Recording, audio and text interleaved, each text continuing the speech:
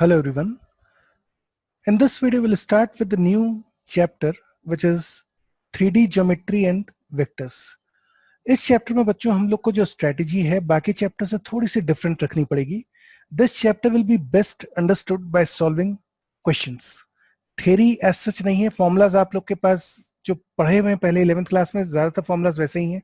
There no much new formulas, लेकिन हमको छोटे छोटे क्वेश्चंस के थ्रू प्रॉब्लम सॉल्विंग करते हुए ट्रेनिंग लेनी पड़ेगी कि किस तरह से वेक्टर्स के क्वेश्चंस को अटैक करना है जेई मेंस या जेई एडवांस में.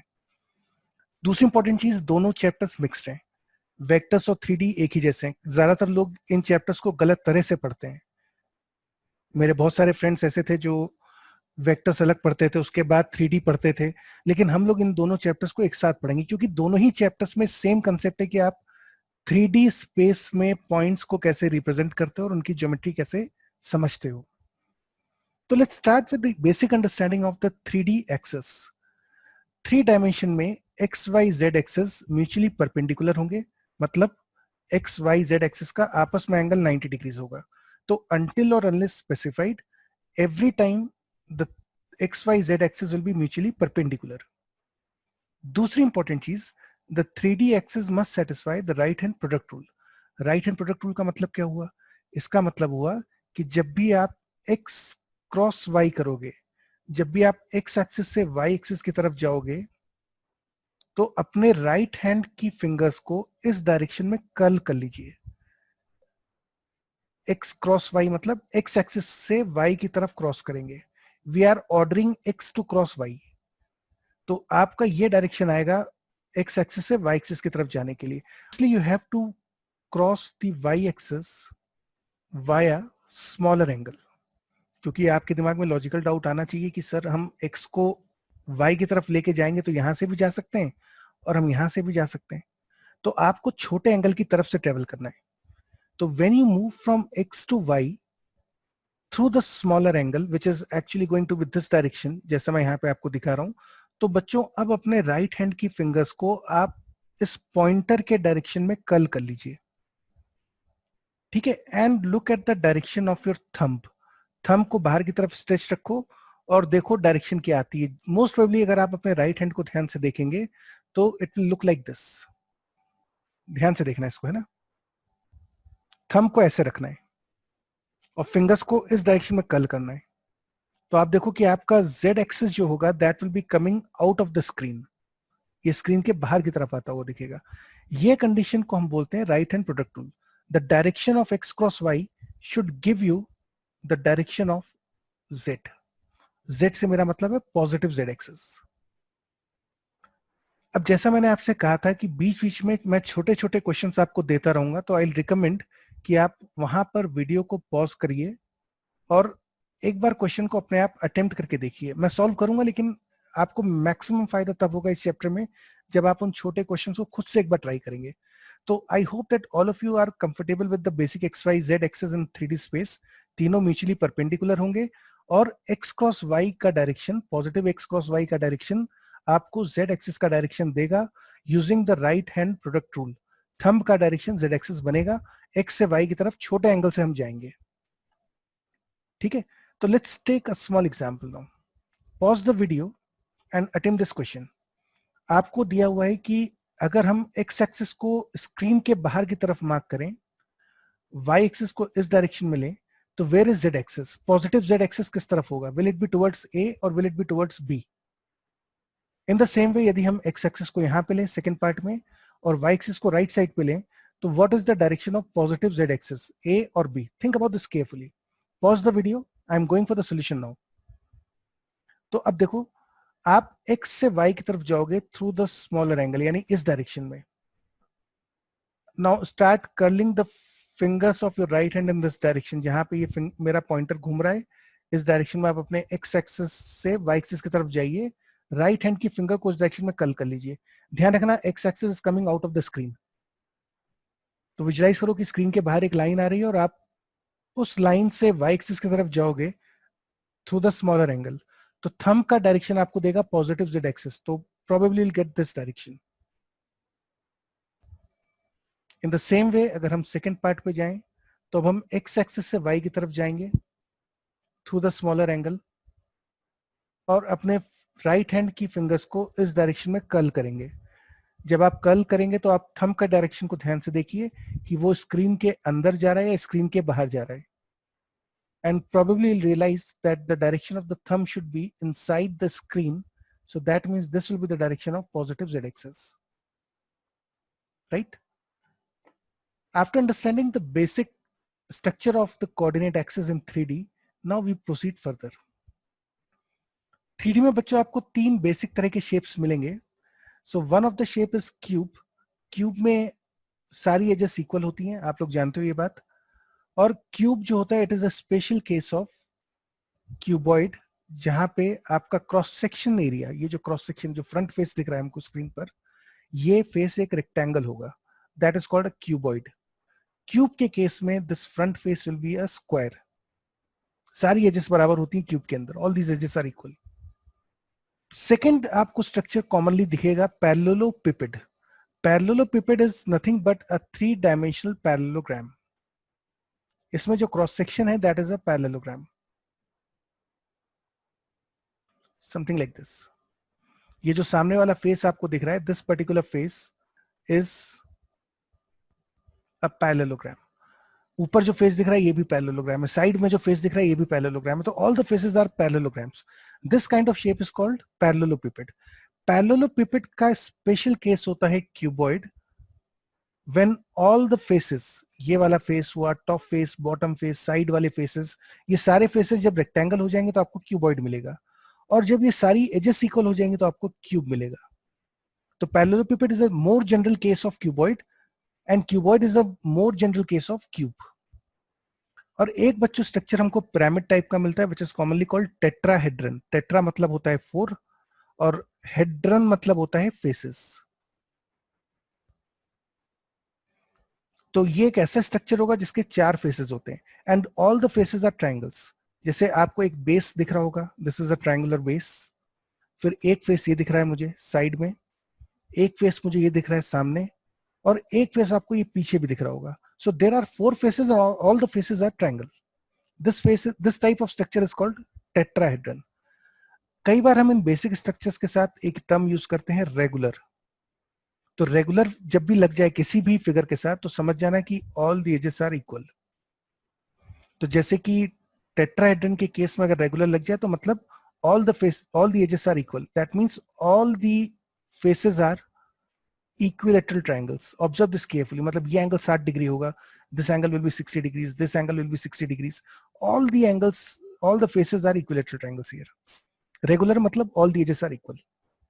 अब बिल्कुल 2D की तरह 3D में आप किसी भी पॉइंट की पोजीशन कैसे चेक करते हो? तो the position of a point in 3D space can be determined by either the Cartesian coordinates or by using position vector. किसी भी पॉइंट की पोजीशन चाहिए हो तो हमारे पास 2 तरीके हैं पोजीशन बताने के. पहला तरीका है कार्टेशियन कोऑर्डिनेट्स के थ्रू बता सकते हैं, दूसरा तरीका पोजीशन वेक्टर्स के थ्रू बता सकते हैं. अच्छा, कार्टेशियन कोऑर्डिनेट्स में कैसे रिप्रेजेंट करते हैं? तो किसी भी पॉइंट P का कार्टेशियन कोऑर्डिनेटर लिखा जाता है a, b, c. P मतलब पॉइंट का नाम हो गया और a, b, c उसके x, y, z कोऑर्डिनेट है. ये x कोऑर्डिनेट है, this is y coordinate and this is z coordinate. इसी तरह से पोजीशन वेक्टर कैसे लिखते हैं किसी भी पॉइंट का? पोजीशन वेक्टर को जनरली स्मॉल r से डिनोट करते हैं और नीचे सबस्क्रिप्ट में हम p लिख देते हैं. p मतलब पॉइंट का नाम. So this denotes position vector of the point p. Position vector represent करने का तरीका होता है a i cap plus b j cap plus c k cap. That's how we represent the position of a point using the position vector.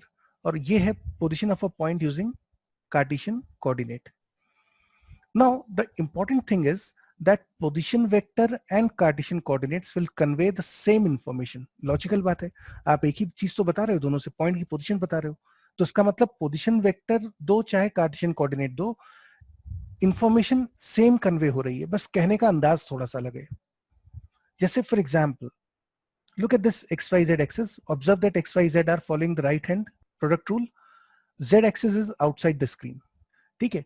अब suppose हमने लिखा कि एक पॉइंट ए है जिसका कोऑर्डिनेट है 6,7,-4, तो इसका मतलब हुआ कि पॉइंट ए तक पहुंचने के लिए will start from origin. Origin जैसा नाम से पता चलता है यहीं से शुरू होंगी चीजें। किसी भी जगह तक पहुंचने के लिए आप हमेशा ओरिजिन से स्टार्ट करते हो। तो 6,7,-4 मतलब हुआ कि आप एक्स एक्सिस पे 6 यूनिट चलेंगे, फिर अलोंग वाई एक्सिस ऊपर की तरफ आप चलिए 7 यूनिट्स, और फिर -4, जेड कोऑर्डिनेट -4 मतलब स्क्रीन के पीछे आप चले जाइए 4 यूनिट। स्क्रीन के पीछे, ना विजुलाइज दिस, राइट साइड पे 6 यूनिट, ऊपर 7 यूनिट्स और स्क्रीन के पीछे 4 यूनिट्स, तो आपको पॉइंट ए मिल जाएगा। इसी तरह से यदि हम बी का कोऑर्डिनेट लिखते हैं -5,4,4, तो इसका मतलब हम एक्स एक्सिस के अलोंग चलेंगे पहले 5 यूनिट्स, नेगेटिव एक्स एक्सिस के अलोंग, माइनस साइन मतलब नेगेटिव एक्स एक्सिस पे चलना है 5 यूनिट, फिर वाई एक्सिस के अलोंग चलेंगे 4 यूनिट्स, और जेड एक्सिस के अलोंग भी 4 यूनिट। जेड एक्सिस कहां था? पॉजिटिव जेड एक्सिस, स्क्रीन के बाहर। तो अब आप यहां से स्क्रीन के बाहर आओगे 4 यूनिट, तो आपको पॉइंट बी मिल जाएगा। इसी तरह से हमने एक और पॉइंट है सपोज सी, और सी का पोजीशन वेक्टर आपको दिया है 2i cap -3j cap plus 2k cap. इसका मतलब हुआ पॉइंट सी तक पहुंचने के लिए मुझे एक्स एक्सिस के अलोंग चलना पड़ेगा 2 यूनिट्स यहां तक, फिर वाई एक्सिस के अलोंग चलना पड़ेगा -3 यूनिट्स, यानी नीचे चलेंगे 3 यूनिट, और जेड एक्सिस के लिए 2 यूनिट बाहर की तरफ आएंगे, स्क्रीन से बाहर आ जाएंगे 2 यूनिट्स, तो आप इस पॉइंट तक पहुंच जाओगे। जब इस पॉइंट तक पहुंच जाएंगे हम, तो ओरिजिन से इस पॉइंट को ज्वाइन कर दो, ज्वाइन सी विद ओरिजिन। तो ये जो लाइन बनी यहां पे एक हमने एरो बना दिया इस तरह से, जो कि पॉइंट की तरफ इशारा कर रहा है ओरिजिन से आते हुए कि पॉइंट सी यहां पर है। This is called the position vector. Position vector is obviously a vector. Vector है तो डायरेक्शन होगा और मैग्नीट्यूड लेंथ भी होगी, तो लेंथ तो इसके बराबर हो गई, और डायरेक्शन क्या हो गई इसकी? डायरेक्शन हो गई जिस तरफ पॉइंट सी है उस तरफ एक एरो बना देंगे। So that's how we convey the information about the position of a point in space. दोनों इंफॉर्मेशन सेम है, आप मुझे चाहे कोऑर्डिनेट दे दीजिए चाहे पोजीशन वेक्टर दे दीजिए, दोनों इंफॉर्मेशन से मैं पॉइंट तक पहुंच जाऊंगा। और एक इंटरेस्टिंग चीज और है कि ऑब्वियसली हम दोनों को इंटर कन्वर्ट कर सकते हैं, कोऑर्डिनेट से पोजीशन वेक्टर जा सकते हो, पोजीशन वेक्टर से कोऑर्डिनेट भी आ सकते हो। 4,-2,3, और मैं चाहता हूं कि इस पॉइंट का हम पोजीशन वेक्टर लिखें, तो it will B denoted by 4i cap -2j cap plus 3k cap. इसी तरह से सपोज अगर किसी पॉइंट का पोजीशन वेक्टर है -2i cap plus j cap minus k cap, तो इस पॉइंट का कोऑर्डिनेट हो जाएगा m -2, 1, -1। ध्यान रखना position vector will always start from origin, और ये उस तरफ पॉइंट करेगा जिस तरफ आपका कोऑर्डिनेट सिचुएटेड है। Now, apart from the coordinate axis, there are 3 standard planes in 3D. 3 planes होते हैं। पहली चीज बच्चों ध्यान रखना, प्लेन्स जो होते हैं इनका स्ट्रेच इनफाइनाइट होता है, मतलब इनकी लेंथ और विड्थ नहीं होती। हालांकि हमने यहाँ पे दिखा रखा है, आपको लगता होगा कि यार ये बाउंड्री है इसकी, प्लेन्स की कोई बाउंड्री नहीं होती है, तो हमने रिप्रेजेंट करने के लिए दिखा दिया, नहीं बनाते तो आपको प्लेन दिखता ही नहीं। तो इसी तरह से क्या होता है, प्लेन्स की कभी भी कोई बाउंड्री नहीं होती, ये इनफाइनाइट होते हैं, ये ऐसे चलता रहेगा, पीछे तक चलता रहेगा। सेकेंड वाले केस में इसकी लेंथ भी ऐसे चलती रहेगी, इनफाइनाइट होता है। तो the plane which is formed by x and y axis is called the xy plane. Computer के हिसाब से अगर आप समझें तो जो आपको स्क्रीन बनी हुई, जो आपकी स्क्रीन है कंप्यूटर की, वो आपका x और y प्लेन है। z एक्सिस बाहर की तरफ आ रहा है। एग्जैक्ट प्लेन कैसा होगा? एग्जैक्ट प्लेन बच्चों होगा, यदि हम z एक्सिस को बाहर की तरफ मान रहे हैं, तो this particular plane is exact plane. यहां पे आप कोई भी पॉइंट उठाएंगे एग्जैक्ट प्लेन के ऊपर, तो आप देखोगे कि उस पॉइंट का y कोऑर्डिनेट हमेशा 0 आ रहा होगा। आप इस प्लेन पे कहीं भी जाओ, ओरिजिन से कहीं भी इस पॉइंट तक आप किसी भी पॉइंट तक जाएंगे, तो आपको मिलेगा कि यार मुझे y एक्सिस का लॉन्ग चलना ही नहीं, मुझे वर्टिकली जाना ही नहीं है, मुझे तो सिर्फ हॉरिजॉन्टल चलना है या फिर बाहर या अंदर की तरफ जाना है स्क्रीन के। There is no need of going along y axis, ऊपर या नीचे चलने की जरूरत नहीं है, या तो स्क्रीन के अंदर जाना है या स्क्रीन के बाहर आना है, या फिर स्क्रीन के ऊपर राइट चलना है लेफ्ट चलना है। So this kind of plane is called exit plane. There is no need of traveling along y axis in this plane. और तीसरा बच्चों प्लेन है yz प्लेन। वाईजेड प्लेन मतलब हुआ वो वाला प्लेन जो वाई एक्सिस जेड एक्सिस से मिलके बनता है. It is something like this. इस तरह से जो एक प्लेन होगा, दिस इज वाईजेड प्लेन. अब सोच के देखो कि वाईजेड प्लेन पे सपोज मुझे ओरिजिन से पॉइंट पी तक पहुंचना है, तो ओरिजिन से पी पहुंचने के लिए क्या मुझे जेड एक्सिस पे चलना पड़ेगा? ऑफ कोर्स चलना पड़ेगा. मुझे यहां तक आना पड़ेगा. क्या मुझे वाई एक्सिस के लॉन्ग चलना पड़ेगा? ऑफ कोर्स चलना पड़ेगा. यहां से ऊपर भी जाना पड़ेगा. लेकिन क्या मुझे एक्स एक्सिस का लॉन्ग चलने की जरूरत है? बिल्कुल नहीं है, क्योंकि इस प्लेन की thickness is zero. Thickness zero. ये एक शीट है, इनफाइनाइटली स्ट्रेच्ड एक शीट है, तो आपको एक्स एक्सिस के लॉन्ग चलने की जरूरत नहीं है. तो पी पॉइंट का पक्की बात है कि कोऑर्डिनेट जो भी हो, X coordinate will be zero, there will be some Y coordinate, there will be some Z coordinate. हो सकता है ए और बी भी जीरो हो, लेकिन एक्स पक्का जीरो होगा. So in the X Y plane you always have the z coordinate 0. This is 0. In the same way, y coordinate of any point in xz plane will be 0. In the same way, यहाँ पे x coordinate of any point will be 0. So now there's a small question coming up which you have to solve yourself. So I'll recommend that you pause the video after reading the question. यहाँ पे बच्चों मैंने आपको कुछ points दे रखे हैं. There are points A B and C, and आपको आइडेंटिफाई करना है कि ये पॉइंट कौन से प्लेन में पक्का लाई करेंगे. So let's start with the point A. Think about this कि ये कौन से प्लेन में आता है. पॉइंट बी कौन से प्लेन में आएगा, सी कौन से प्लेन में आएगा. Pause the video, think about it yourself. अब मैं क्वेश्चन सॉल्व करने जा रहा हूं. I am writing the answer. Make sure आपने अटेम्प्ट कर लिया हो. So since the Y coordinate is 0, this point A will lie in the X plane for sure.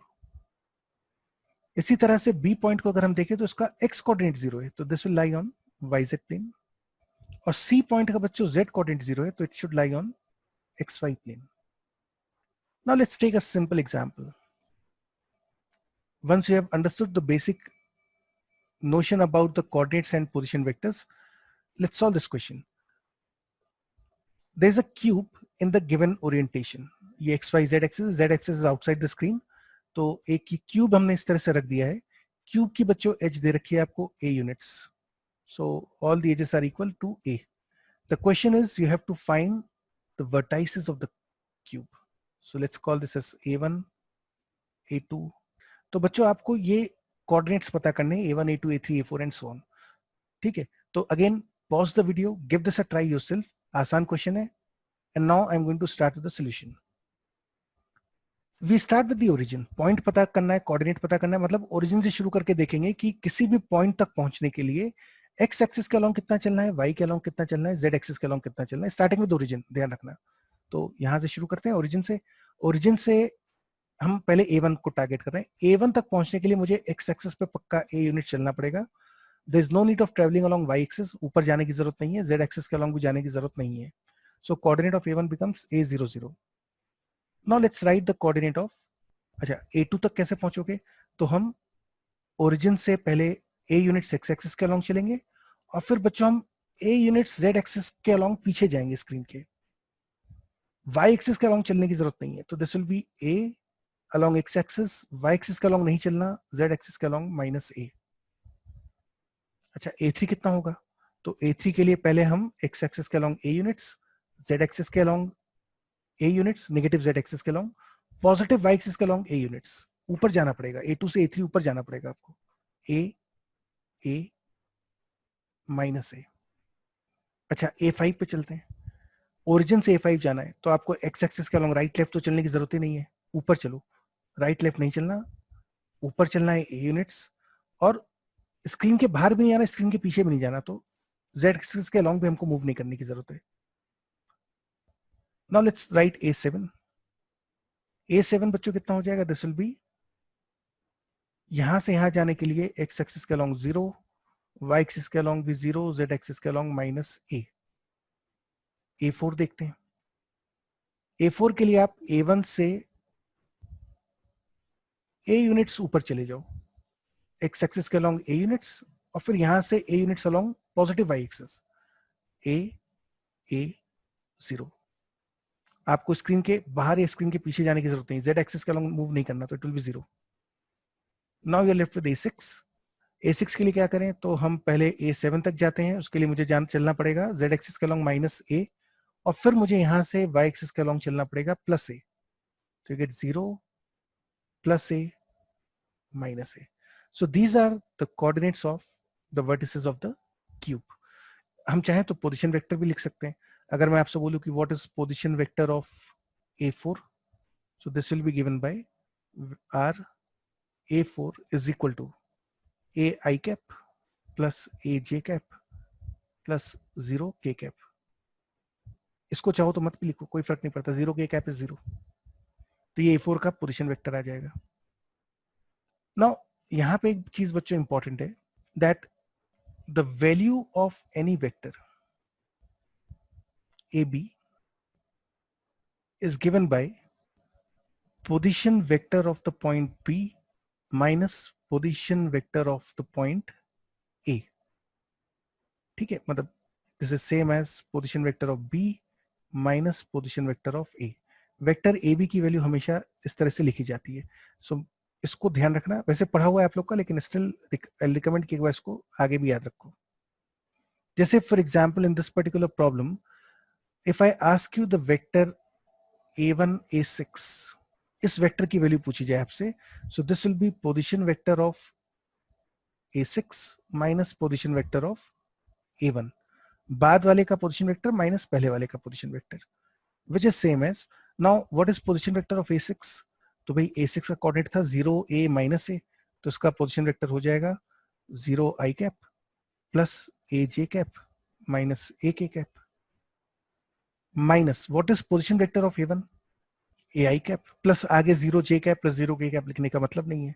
So this will be same as minus ai cap plus aj cap minus ak cap.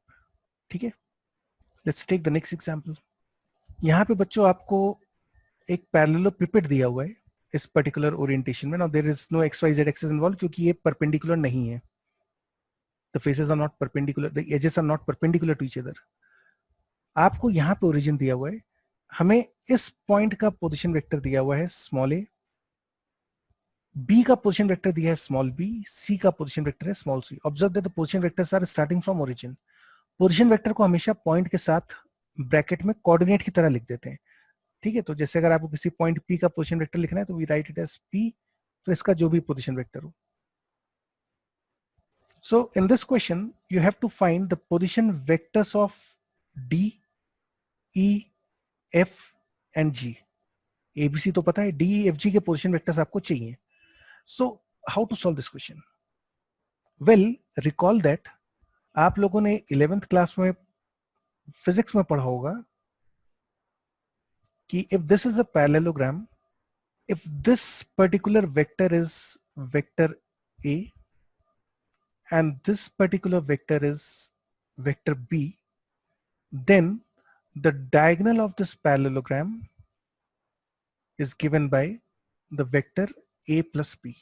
ये तो बच्चों जानते हैं हम कि दो adjacent sides of the parallelogram are A and B, तो diagonal जो होता है that is A plus B.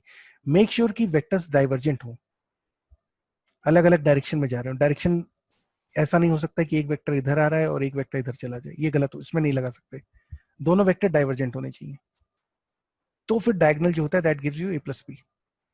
So look at this figure carefully.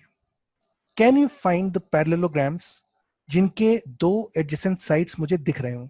जैसे for example may be I can look at the parallelogram ADBO. Look at this parallelogram. यहाँ पे बच्चों आपको एक एडजेसेंट साइड A दिख रही है, एक B दिख रही है, तो probably we can find this particular vector. कितना हो जाएगा? This will be A plus B. आराम से सोच के देख लो. And now I'll recommend that you pause the video and try to find the position vectors of the remaining points yourself. अब मैं सॉल्व कर रहा हूं, मेक श्योर आपने अटेम्प्ट कर लिया हो before you look at the solution. तो चलो स्टार्ट करते हैं. Now let's, we already found this point है the position vector A plus B. अब देखते हैं F का पोजीशन वेक्टर क्या होगा. तो F के लिए बच्चों let's look at the parallelogram BFC, OBFC, इसमें आपको एक साइड B दिख रही है और दूसरी एडजेसेंट साइड C दिख रही है, तो ये वाला जो वेक्टर बनेगा हमारे पास, this will be B plus C. ध्यान रखना, position vector should always start from origin, आपको ओरिजिन से ही शुरू करना पड़ेगा. In the same way you can find this vector A plus C. ठीक है, तो E के लिए ध्यान से देखो. Look at this parallelogram carefully, which I am constructing here. Visualize this.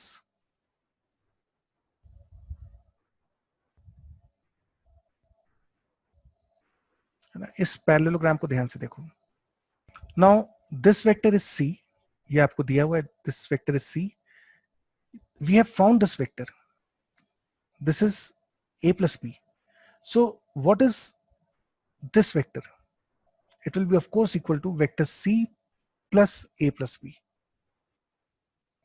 तो इसका मतलब E का पोजीशन वेक्टर हमारे पास आ जाएगा A plus B plus C.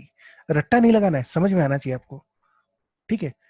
Now यहाँ पे एक चीज ध्यान देने वाली है कि इस तरह के जो वेक्टर्स होते हैं which start from the same point, है ना, यहाँ पे आप देखो ये वेक्टर्स A B C सब एक ही पॉइंट से शुरू हो रहे हैं. So these kind of vectors are called को इनिशियल वेक्टर्स, है ना. जैसे A B C आर को इनिशियल वेक्टर्स. ऐसे ही एक और सेट भी होता है, देयर इज समथिंग कॉल्ड को टर्मिनस वेक्टर्स भी होते हैं.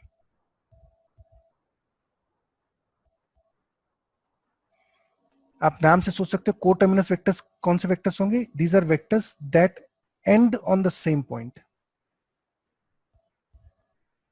These vectors end on the same point मतलब क्या हुआ कि एक वेक्टर ऐसे आ रहा होगा, एक वेक्टर ऐसा हो गया, तीसरा वेक्टर, चौथा vector. All these vectors are ending on the same point. So these kind of vectors are called को terminus vectors. And co initial vectors are those vectors which start from the same point. Parallelogram addition के लिए vector should be co initial. इस parallelepiped की calculation के लिए vectors ABC should be co initial vectors.